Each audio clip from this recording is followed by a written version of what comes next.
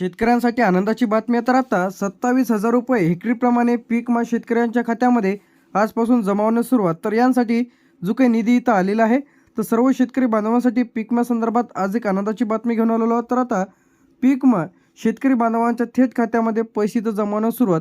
तर यामध्ये कोणते जिल्हे पेंडिंग आहे, कोणत्या जिल्ह्यामध्ये पीक विमा इथं जमा होण्यास सुरुवात झालेली आहे, किती रक्कम इथं मिळणार आहे, 17,000 रुपये, जे की सरासरी इथं 17,000 रुपये देण्यात आलेले आहे.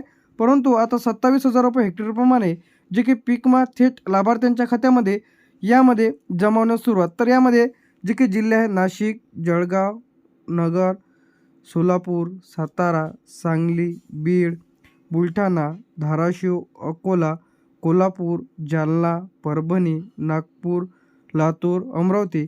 तर या जिल्ह्यांमध्ये आता कोणकोणते जिल्हे आहेत, 27,000 रुपये या हेक्टरप्रमाणे पैसे इथं मिळत आहेत, ते आपण इथं डिटेलमध्ये माहिती पाहणार आहे.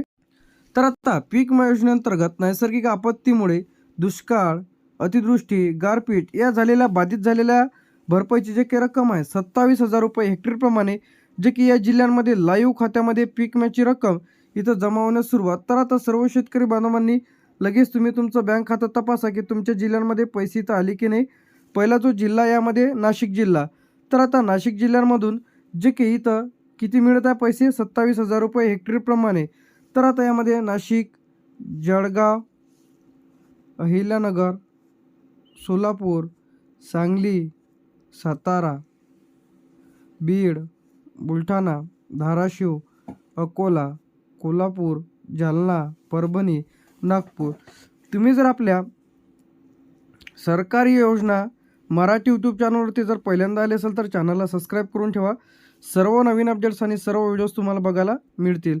तर आता यामध्ये खरीप काय आहे, खरीप, रब्बी जो काही पीक विमा आहे ते शेतकरी बांधवांच्या थेट खात्यामध्ये अमरावती, लातूर, नागपूर, तर अशी जी काही भरपाईची जे काही रक्कम आहे ते आता 17,000 रुपये हेक्टरप्रमाणे खात्यामध्ये पैसे इथं येत आहे. किती येत आहे, 17,000 रुपये या हेक्टरप्रमाणे. तर आता काही शेतकऱ्यांच्या खात्यामध्ये 17,000 रुपये जमा होत आहे, तर काही शेतकऱ्यांच्या खात्यामध्ये 27,000 रुपये हेक्टरी. तर हे कशावर अवलंबून आहे ते सुद्धा आपण इथं सांगणार आहे.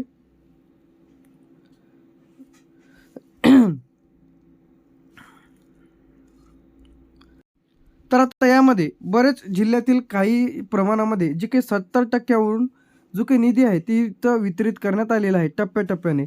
तर एकाच दिवशी एकाच गावांमध्ये इथं पैसे जमा होणार नाहीत, तर काही इथं टाईमसुद्धा लागू शकतो.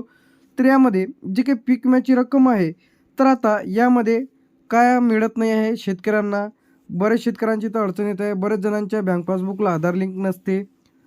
बरेच जणांचे खाते इथं इनॅक्टिव्ह आहे. त्यानंतर बरेच जिल्ह्यांमध्ये रिलीज अधिकही पैसे वाटप इथं सुरू झालेले नाही आहे. त्यामुळे इथं पैसे इथं रखडले जाते. तर इथं बरेच जणांचा आयएफएससी कोड चुकते. त्यानंतर घाबरण्याचं काय कारण नाही. पैसे जर मिळालेले नाही तर तुम्हाला काय करायचं आहे, तर तुम्हाला CCवरती जाऊन भेट द्यायची आहे. तर आता भरपूर जणांचे फॉर्म जे काही इथं रिटर्न आलेले आहे, काय आलेले आहे, फॉर्म पुन्हा वापस आलेले आहे. पुन्हा तुम्हाला तुमचा 7/12 काय अपलोड करायचं, 7/12 आणि अकाउंट जे काही अकाउंट आहे ते तुम्हाला इथं अपलोड करायचे आहे. ज्यांचे फॉर्म रिजेक्शनमध्ये आलेले आहेत, तर भरपूर जणांचे फॉर्म इथं पेंडिंगमध्ये आलेले आहेत. तर अशांनी लगेच तुम्ही चेक करा की तुमचा फॉर्म रिजेक्ट झाला का, त्यानंतर पुन्हा डॉक्युमेंट्स अपलोडिंगला आले का. तर आता जी काही भरपाई आहे 30 ते 40%, कमी भरपाई 50 ते 70, मध्यम व 75पेक्षा जास्त जर असेल तर 27,000 रुपये याप्रमाणे भरपाईची रक्कम हे शेतकरी बांधवांना इथे दिल्या जाते व थेट लाभार्थ्यांच्या खात्यामध्ये इथे पैसे पाठवले जाते. तर आता यामध्ये जे काही पेंडिंग जिल्हे आहे यामध्ये छत्रपती संभाजीनगर, नांदेड, हिंगोली, उस्मानाबाद, यवतमाळ, वर्धा, भंडारा, गोंदिया, चंद्रपूर, गडचिरोली, वाशिम, पालघर, ठाणे. तर या जिल्ह्यांमध्ये आता बरेच शेतकऱ्यांचे कमेंट्स येत आहेत की 17,000 रुपये हेक्टरप्रमाणे व काही जिल्ह्यांमध्ये 27,000 रुपये.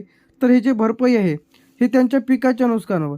ज्या जिल्ह्यांमध्ये सर्वाधिक जास्ती बाधित झालेले असेल त्यामध्ये खरीप असेल, रब्बी असेल, अग्रिम असेल, काय असेल, अग्रिम जे काही पीक विमा असेल. तर आता पीक विम्याचे जे काही पैसे आहेत हे थेट लाभार्थ्यांच्या खात्यामध्ये ठाणे, पालघर, वाशिम, गडचिरोली, चंद्रपूर, गोंदिया, भंडारा, वर्धा, यवतमाळ, उस्मानाबाद, हिंगोली, नांदेड, छत्रपती संभाजीनगर जे काही हे जिल्हे पेंडिंग आहेत. तर या जिल्ह्यांमध्ये काय होणार आहे, टाईम इथं लागणार आहे पैसे जमा होण्याकरिता. तर रत्नागिरी, सिंधुदुर्ग, ठाणे तर या जिल्ह्यांचा यामध्ये समावेश आहे. त्यानंतर ज्यांना कोणाला भरपाई इथं मिळालेली नसेल तर येत्या 7 ते 15 दिवसाच्या आत सर्वांच्या खात्यामध्ये भरपाईची जी काही रक्कम आहे हे थेट DBTच्या माध्यमातून शेतकरी बांधवांच्या खात्यामध्ये 15 ते जे काही 20 दिवसांमध्ये इथं जमा होईल. तर जे काही तुम्ही लगेच तुमचं खातं तपासा की तुमच्या खात्यामध्ये पैसे आले का?